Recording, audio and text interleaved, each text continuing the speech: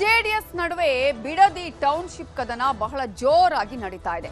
ಪರ ವಿರೋಧ ಅಭಿಪ್ರಾಯಗಳು ವ್ಯಕ್ತ ಆಗ್ತಾ ಇದೆ. ರೈತರು ಕೆಲವರು ನಾವು ಭೂಮಿ ಕೊಡ್ತೇವೆ ಅಂತ ಹೇಳಿದ್ರೆ, ಇನ್ನು ಕೆಲವು ರೈತರು ಹೋರಾಟದ ಹಾದಿಯನ್ನ ಹಿಡಿದಿದ್ದಾರೆ. ಜೊತೆಗೆ ದಳಪತಿಗಳು ರಣಕಹಳೆಯನ್ನ ಹೊರಡಿಸಿದ್ದಾರೆ. ನಾಳೆ 10 ಗ್ರಾಮಗಳಲ್ಲಿ ದಳಪತಿಗಳು ಬೃಹತ್ ಪ್ರೊಟೆಸ್ಟ್ ಅನ್ನು ಕೂಡ ಮಾಡ್ತಾ ಇದ್ದಾರೆ. ಆದರೆ ಇಂತಹ ಸಂದರ್ಭದಲ್ಲಿ ಇದಕ್ಕೆ ಪ್ರತಿಯಾಗಿ ಡಿಕೆ ಚಕ್ರವ್ಯೂಹ ಹೆಣೆದಿದ್ದು, ಭೂಮಿ ಬಿಟ್ಕೊಟ್ಟವರಿಗೆ ಚೆಕ್ ವಿತರಣೆ ಮಾಡುವುದರ ಮೂಲಕ ಚೆಕ್ ಮೇಟ್ ಅನ್ನ ಕೊಟ್ಟಿದ್ದಾರೆ.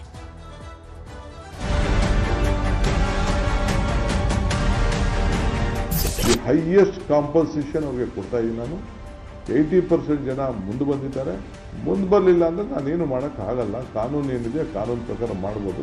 ಯಾರೋ 2-4 ಜನ ತಗೊಳ್ಳೋದನ್ನೇ ದೊಡ್ಡದು, ಏನು ದೊಡ್ಡ ಪ್ರಚಾರ ಮಾಡ್ಕೊಂಡು ತೋರಿಸ್ತಾವ್ರಲ್ಲ. ಇದಕ್ಕೆ ಪಿತಾಮಹ ಯಾರು? ರ್ಯಾಪಿಡ್ ಅರ್ಬನೈಸೇಷನ್ ಆಗ್ತಾ ಇದೆ, ಅದಕ್ಕೆ ನಾವು ಜಾಗ ಮಾಡಬಾರ್ದು ಅಂತ ಹೇಳಿದ್ರೆ ಹೇಗೆ? ಬಿಡದಿ ಟೌನ್ಶಿಪ್ ದಂಗಲ್ ಸದ್ಯಕ್ಕೆ ನಿಲ್ಲೋ ಲಕ್ಷಣ ಕಾಣಿಸ್ತಿಲ್ಲ. ಬಿಡದಿಯ ಬಡಿದಾಟ ದಿನದಿಂದ ದಿನಕ್ಕೆ ಜೋರಾಗ್ತಿದ್ದು, ಯೋಜನೆ ಕೈ ಬಿಡೋದಕ್ಕೆ ಸರ್ಕಾರ ರೆಡಿಯಿಲ್ಲ. ಇತ ಕೆಲವೊಂದಿಷ್ಟು ರೈತರು ಕೂಡ ತಮ್ಮ ಭೂಮಿ ಕೊಡೋದಕ್ಕೆ ರೆಡಿಯಿಲ್ಲ. ಇದ್ರ ಮಧ್ಯೆ ರಾಜಕೀಯ ಕದನವು ದಿನೇ ದಿನೇ ಜೋರಾಗ್ತಾ ಇದ್ದು, ಬಿಡದಿ ಭೂಮಿ ರಾಜಕೀಯ ರಣಾಂಗಣವಾಗಿ ಮಾರ್ಪಟ್ಟಿದೆ. ಯೋಜನೆಯ ಗಾಳಿ ಬೀಸಿದ ದಿನದಿಂದಲೂ ದಳಪತಿಗಳು ವಿರೋಧ ಮಾಡ್ತಾನೆ ಇದ್ದಾರೆ. ಯಾವುದೇ ಕಾರಣಕ್ಕೂ ರೈತರನ್ನ ಒಕ್ಕಲೆಬ್ಬಿಸೋದಕ್ಕೆ ಬಿಡೋದಿಲ್ಲ ಅಂತ ತೋಡೆ ತಟ್ಟಿ ನಿಂತಿದ್ದಾರೆ. ಹೀಗಾಗಿನೇ ನಾಳೆ ಬೃಹತ್ ಪಾದಯಾತ್ರೆ ನಡೆಸೋದಕ್ಕೆ ಅಖಾಡ ರೆಡಿ ಮಾಡಿದ್ದಾರೆ. ಆದ್ರೆ ಇದ್ಯಾವುದಕ್ಕೂ ಕ್ಯಾರೆ ಎನ್ನದ ಸರ್ಕಾರ ಭೂಮಿ ಕೊಟ್ಟವರಿಗೆ ಕೋಟಿ ಕೋಟಿ ಹಣ ಕೊಡೋದಕ್ಕೆ ಶುರು ಮಾಡಿದೆ.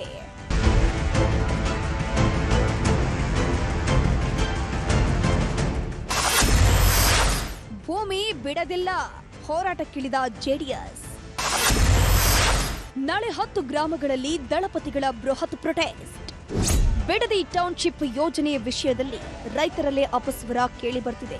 ಕೆಲವರು ಸರ್ಕಾರದ ಯೋಜನೆ ಪರ ನಿಂತರೆ, ಇನ್ನು ಕೆಲವರು ಸರ್ಕಾರದ ವಿರುದ್ಧ ಸಮರ ಸಾರಿದ್ದಾರೆ.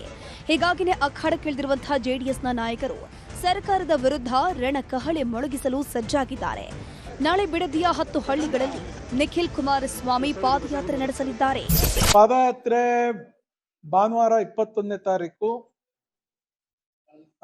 ನಮ್ಮ ಅಂಚಿಪುರದಿಂದ ಶುರುವಾಗಿ ಅಪ್ ಟು ಹೊಸೂರವರೆಗೂ ನಡೀತದೆ. ಇದರಿಂದ 8-10 ಗ್ರಾಮಗಳು ಇಲ್ಲಿ ಸೇರ್ತವೆ. ಈ ಹೋರಾಟದಲ್ಲಿ ನಿಮ್ ಪರವಾಗಿ ಜಯ ತಂದ್ಕೊಡ್ತೀವಿ ಅನ್ನುವಂತ ನಿಟ್ಟಿನಲ್ಲಿ ಅವ್ರಿಗೆ ಆತ್ಮಸ್ಥೈರ್ಯವನ್ನ ಕೊಟ್ಟಿದ್ದೇವೆ.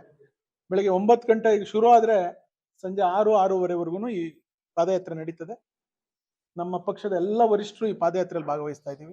ಅತ್ತ ಜೆಡಿಎಸ್ ನಾಯಕರು ಪಾದಯಾತ್ರೆಗೆ ರೆಡಿ ಆಗ್ತಿದ್ರೆ, ಈತ ಸರ್ಕಾರ ಕಾಸು ಕೊಡೋದಕ್ಕೆ ಶುರು ಮಾಡಿದೆ.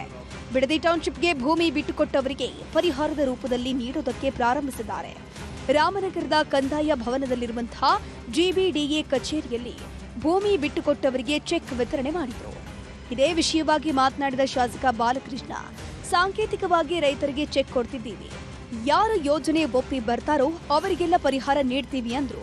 ಯಾವ ರೈತ ನಮ್ಗೆ ಸ್ಪಂದಿಸಿ ಮರ ಮಾಲ್ಕಿನೂ ಕೂಡ ಅಲ್ಲಿ ಎಣಿಕೆ ಮಾಡ್ಲಿಕ್ಕೆ ಅವಕಾಶ ಮಾಡಿಕೊಡ್ತಾನೆ, ಅವನಿಗೆ ಜಮೀನು ಮತ್ತೆ ಮರ ಮಾಲ್ಕಿ ಎರಡಕ್ಕೂ ಸೇರಿಸಿ ಒಂದೇ ಸರಿ ಚೆಕ್ ಅನ್ನು ಕೊಡ್ತಾ ಇದೆ. ಯಾವಾಗ ಸರ್ಕಾರವು ಪರಿಹಾರದ ಚೆಕ್ ಅನ್ನ ವಿತರಿಸೋದಕ್ಕೆ ಶುರುವಾಯಿತು, ಇದು ಕುಮಾರಸ್ವಾಮಿ ಅವರನ್ನ ಕೆರಳಿಸಿದೆ. ರೈತರಿಗೆ 2,30,00,000 ಚೆಕ್ ಕೊಟ್ಟು ಟೆಂಪ್ಟ್ ಮಾಡಿದ್ದಾರೆ. 20 ವರ್ಷಕ್ಕೆ 2 ಕೋಟಿ ಎಫ್ಡಿ ಇಟ್ರೆ 40 ಲಕ್ಷ ಸಿಗಬಹುದು. ಆದ್ರೆ ಜಮೀನನ್ನ ಹಾಗೆ ಇಟ್ಕೊಂಡ್ರೆ 20 ಕೋಟಿ ಆಗುತ್ತೆ. ವಿಧಾನಸಭೆಯಲ್ಲಿ ಇವರೆಲ್ಲ ಏನೇನು ಮಾತನಾಡಿದ್ರು ಅನ್ನೋದನ್ನ ನೋಡ್ಲಿ ಅಂತ ಗುಡುಗಿದ್ದಾರೆ. ಇದಕ್ಕೆ ಪ್ರತಿಕ್ರಿಯೆ ನೀಡಿದ ಸಿಎಂ ಡಿಕೆ ಶಿವಕುಮಾರ್, ಯೋಜನೆಯನ್ನ ಯಾರು ತಂದಿದ್ದು, ರೆಡ್ ಝೋನ್ ಅನ್ನ ಯಾಕೆ ತೆಗೆಯಲಿಲ್ಲ, ಕುಮಾರಸ್ವಾಮಿ ಅವರು ಕೇಂದ್ರ ಕೈಗಾರಿಕಾ ಮಂತ್ರಿಗಳು, ಕೈಗಾರಿಕೆ ಮಾಡಬೇಕು ಅಂದ್ರೆ ಎಲ್ಲಿ ಮಾಡ್ತಾರೆ ಅನ್ನೋದನ್ನ ಮೊದಲು ಹೇಳಲಿ ಅಂತಂದ್ರು. ನಾನು ಬಿಡದಿ ಪ್ರಾಜೆಕ್ಟಿನ ವಿಷಯದಲ್ಲಿ ಏನು ಹೇಳಿದ್ದೇನೆ, ವಿಧಾನಸಭೆಯ ಕಲಾಪದಲ್ಲಿ ದಾಖಲಾತಿ ಇದೆ. ನಾನು ಅವತ್ತೇನು ಹೇಳಿದ್ದೀನಿ ಅಂತ. ಈಗ ರೈತರು ಚೆಕ್ ಇಸ್ಕೊಂತ ಇದ್ದಾರೆ ಸರ್. ಹೋಗಿ ಯಾರೋ 2-4 ಜನ ತಗೊಳ್ಳೋದನ್ನೇ ದೊಡ್ಡದು, ಏನು ದೊಡ್ಡ ಪ್ರಚಾರ ಮಾಡ್ಕೊಂಡು ತೋರಿಸ್ತಾವ್ರಲ್ಲ. ಬರೀ ನೆನ್ನೆ 7 ಜನಕ್ಕೆ ಯಾಕೆ ಕೊಟ್ಟರು ಚೆಕ್ನ? ಅದು ಶಾಸಕನ ಕಳಿಸಿ ಎಲ್ಲಾದರೂ ಚೆಕ್ ಕೊಡೋದು ಉಂಟಾ? ಆ 2,30,00,000 ಚೆಕ್ ತಗೊಂಡ್ರೆ 20 ವರ್ಷಕ್ಕೆ ಅವ್ರಿಗೆ ಎಷ್ಟು ದುಡ್ಡು ಸಿಗ್ಬೋದು? ಬಡ್ಡಿ ಬ್ಯಾಂಕಲ್ಲಿ ಇಟ್ಟರೆ ರಿಸರ್ವ್ ಇದನ್ನು ಎಫ್ ಡಿಗಿಟ್ಟು ಒಂದು 40 ಲಕ್ಷ 50 ಲಕ್ಷ ಸಿಗ್ಬೋದು.